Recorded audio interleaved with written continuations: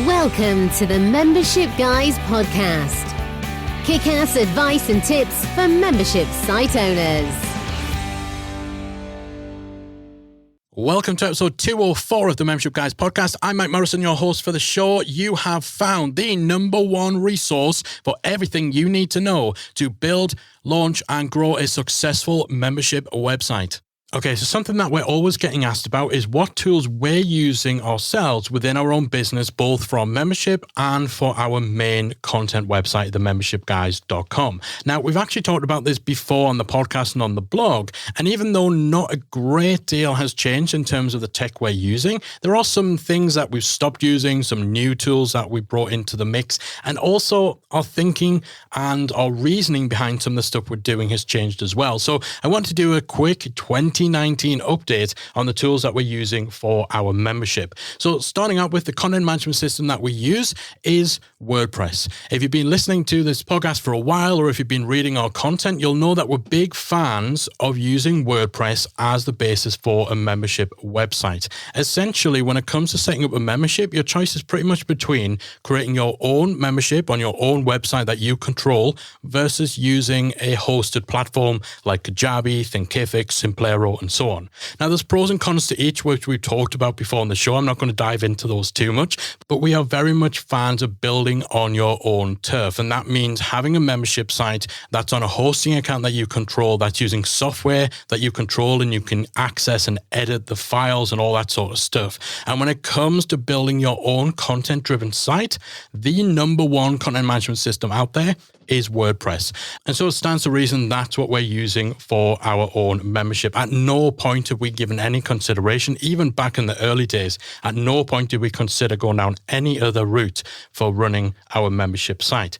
There are other self-hosted options out there, but honestly, in terms of the flexibility, the amount of choice there is for membership plugins and other plugins and tools, nothing comes close to touching WordPress. So number one tool, the foundation of what we use for our membership site and for our main content site, themembershipguys.com, is WordPress.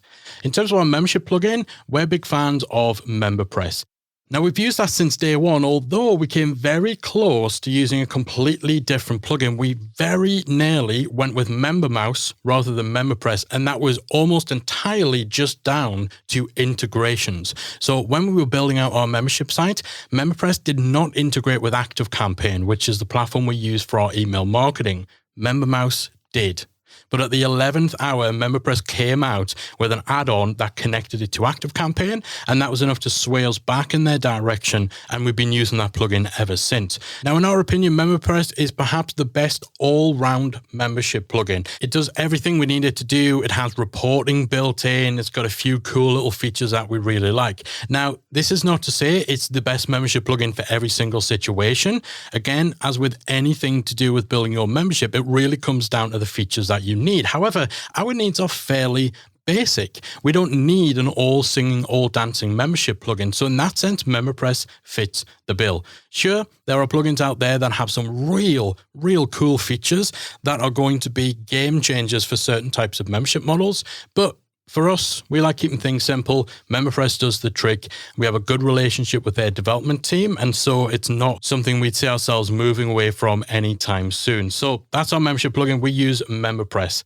Now, the one question we are constantly asked about when it comes to our membership is the design, the theme. People want to know what WordPress theme we're using or how we built it using something like Divi or something like that. The bad news is both of our websites, both the membershipguys.com and membersiteacademy.com, are both completely custom designed, and they were custom designed and built by us. So there's not even agencies out there that we use that we can recommend you to. And there's a lot of real advanced stuff that we built that you simply cannot replicate using plugins or anything else off the shelf. You have to keep in mind, however, that the look, the feel, the functionality of our membership needs to be of a much higher standard than the average membership site. We are the experts in memberships, and when you're the experts in memberships, the bar is pretty high for the the standards that your own membership needs to hit. So you shouldn't necessarily be looking to replicate what our membership does, because you don't have the same standards that you need to reach as we do. We kind of need to blow people's socks off, right? You can't be the membership expert and have a substandard membership. So you can't just buy a $100 theme and have your site looking exactly the way that ours does, but at the same time, you shouldn't be trying to do that anyway. And remember, our website didn't look anything like it does now when we very first started out. We built and we've added and we've adapted over time. Now, if you are a member of membersiteacademy.com, we do offer a free WordPress theme that is designed specifically for membership sites. And some parts of that theme are inspired by our own website. So for example, the way in which we structure and lay out courses in the member-only theme is very similar to how we do it in MemberSite Academy. Now, the majority of what you see on the Academy is totally custom, but the member-only theme is going to give you a site that looks great, that has some real cool features too. So definitely check that out if you're a fan of our overall aesthetic. Next up, the community element of our membership. We use Envision Community Suite, otherwise known as IP Board. In our opinion, this is the best in class when it comes to forum software. Again, we talked at length about why we use forum software versus using a Facebook group, and why we feel that forums in most cases are a better option for membership sites than a private Facebook group. Again, we're not going to dive too much into that, but if you check out the show notes, we've got links to episodes where we go deep into that topic. So we're very much fans of having an on-site forum, and when it comes to on-site forums, the best software in our view in terms of look, feel, functionality is IP Board. So something we've used since the beginning, something we used a lot with previous clients. We remain huge fans of it, and they keep adding awesome new features. So we're very, very happy with IP Board for our community. Now, I mentioned before, the email marketing software that we use is ActiveCampaign. Honestly, recently, we've been toying with looking at other options. Now, when we very first started using ActiveCampaign, it was a little bit of a game changer because it has real powerful automation tools and lots of real amazing stuff that you can do with tagging and all that sort of stuff that previously had not been available at the sort of price point that ActiveCampaign was selling for. And over time, they have added some new cool features, but it kind of seems like other players in the market have progressed a lot more than ActiveCampaign has. And there's increasingly more and more frustrations that we're experiencing. For a start, you simply cannot use their website on mobile devices. In 2019, their website is not mobile friendly. Heck, sometimes it's not even desktop friendly. Their user interface is just terrible. And we're not talking about things like their automation builder. You know, anyone who uses ActiveCampaign will know they have like a drag and drop automation building tool. I wouldn't expect to be able to use that on my mobile device, but I'd expect to be able to just look up a contact's details on my phone without having issues. You simply can't do it. Their website is so bad on mobile. And as best as I know, they don't have a mobile app. There's also been some sporadic issues around deliverability. Their actual email design tool pretty much sucks. So we have been toying with other options. We probably won't change anytime soon because the automation side of things to help automate the funnel and do clever stuff with tagging and all of that, that's still pretty killer. But other solutions in the market are catching up and exceeding ActiveCampaign, and so it may well be for the chop unless some of those problems and some of those little niggles that we're having are addressed. Another tool we've used right from the beginning that we're big fans of is Intercom. So we use Intercom for in-app messaging. So this basically enables us to send little messages, little pop-ups to our members that they'll see when they're on our website. So we can give them notifications about new content. We can show little messages the first time someone visits a page. That gives them little pointers, maybe shows them a little tutorial video. Just overall helps make the user experience more interactive. It also acts as a messenger. So if a little message pops up and tells someone about a new piece of content and someone wants to ask us a question or they're having problems accessing that content, they can just hit reply and they can message us directly. So it's a really cool way of interacting with members and of taking our user experience to that next level. Now, we have wavered a little bit on Intercom. For a short period of time, we switched over to using Drift, which is a very, very similar tool. tool. However, we found, whether it's just the aesthetic, whether there was issues somewhere else, we just found that the messages we were sending through Drift weren't getting opened anywhere near as much as the messages we were sending through Intercom. So we switched back and we stuck with it ever since. So Intercom, really cool tool for being able to let members know about new content, for being able to add interactive tips and little pointers throughout the website, and also being able to enable members to get in touch with us as well. So the next tool on the list is Vimeo. We use Vimeo.com for hosting our videos. Main reason we use Vimeo is that you have the ability to set privacy settings, so you can make it so that those videos can only be embedded on your own website. That's a feature that's pretty much essential for membership site owners to stop your videos from being shared outside of your membership. So we've been using Vimeo for a long time, and around 6 months ago, we also started using their live streaming features too for doing our member Q&A calls. Now, previously we were doing these using Google Hangouts, which has since been rebranded as YouTube Live. So we would previously do our Q&A calls, and we basically just throw up a PowerPoint. So you'd have just a single screen on the video, and you'd hear our voice answering questions. But around 6 months ago, we decided we wanted to switch it up. We wanted to get on camera. And for those purposes, YouTube Live was simply too low quality. No matter what we did, the picture was always blurry. It just wasn't up to the standard that we needed it to be for us actually appearing on camera. So we switched to Vimeo Live. So far, we are loving it. We love the fact that it automatically saves the recording into our Vimeo account. That makes it a lot quicker and more efficient for us to then be able to put that recording into an archive on our site. Beforehand, we used to have to download it from YouTube, upload it to Vimeo, then delete it from YouTube so it was hidden from the public. So again, it's just a little bit more of a hassle in addition to the quality issues. But yeah, so far Vimeo Live is working out great. The quality is so much better, and that just adds all round to the overall standard of our live Q&A calls. So we embed those live stream videos from Vimeo onto a page on our website so that our members can just go to the URL whenever we're on live, and they don't need to download anything. They can just see us on screen there and then. That makes it easier for people to attend the live sessions than if we were to make them download something like GoToWebinar or Zoom or something like that. We also use chatroll.com to embed a chat room next to the live video. So as the live session's going on, members can ask questions in that chat box in real time. And then when we're on the call, both Callie and members of our team can keep an eye on that chat box. They can pull out questions that members are asking, and we can ensure that they get answered on the call.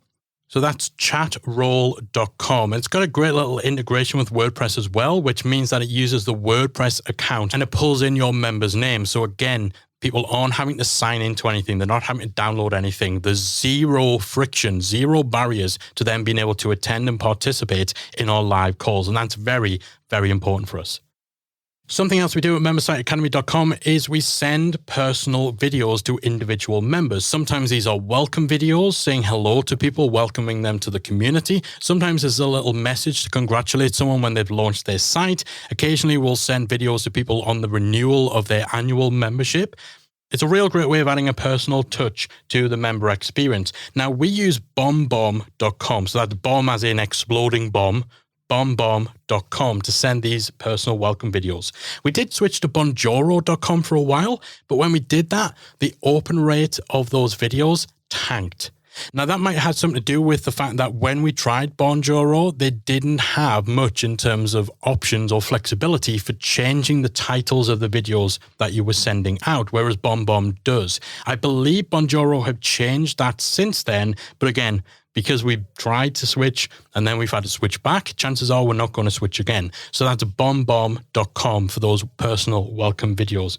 We also run an affiliate program. For that, we use a plugin called Affiliate Royale. Previously, we did use one called Affiliate WP, but it had a big issue with MemberPress when it came to deleting subscriptions or users. So if we had to delete a subscription where, for example, someone had got halfway through the sign-up process and they didn't complete the transaction for whatever reason, And then we'd want to delete that subscription from the system. So if we did that, for some reason, that would mess with the recurring subscriptions. It would just totally throw the Affiliate WP plugin out of whack. So we switched to Affiliate Royale. It was built by the same people who built MemberPress.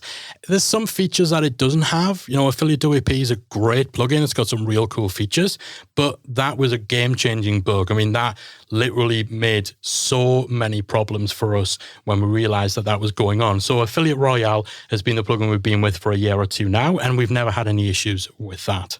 Another plugin we're big fans of and that we use in a variety of different places in our site is Gravity Forms. So this is a plugin that enables you to create contact forms on your site. So we use Gravity Forms for our contact form for member support and stuff like that, but we also use it to create a new member questionnaire, and we do some funky stuff where we can send people off to different pages or show people different messages according to the answers that they select.